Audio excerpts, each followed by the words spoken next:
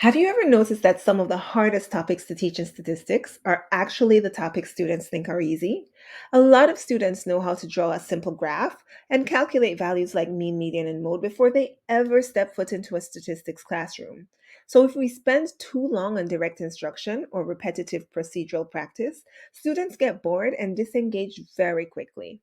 On the other hand, these topics are extremely important. We can't just throw them out or even rush through them. So, what do we do? I've found that with just three things in place, students will stay engaged while building a deep understanding of each topic. First, use clear explanations through inquiry. Instead of spending a long time lecturing, start asking questions. Why do we put numbers in order to find the median? Why might the mean and the median be different? When would one measure of center make more sense than another?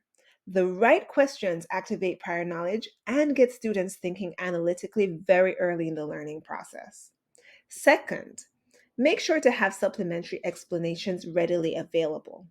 Some students do need more time with the procedural side, and that's okay. So it really helps when students can go back to short video explanations or guided examples outside the main lesson as needed. That way, students who already understand the basics can continue into deeper learning, while other students still have that support available. The third thing we need to do is give students opportunities to apply the topic in authentic settings and support them as they learn to discuss deeper reasoning. Don't rely on questions like find the mean or find the median. Give students opportunities to interpret what those values actually mean in context. Questions like which measure of center is more appropriate here? How do outliers affect the data? What does this tell us about the distribution? As students start to answer these questions, they begin moving from computation into actual statistical thinking.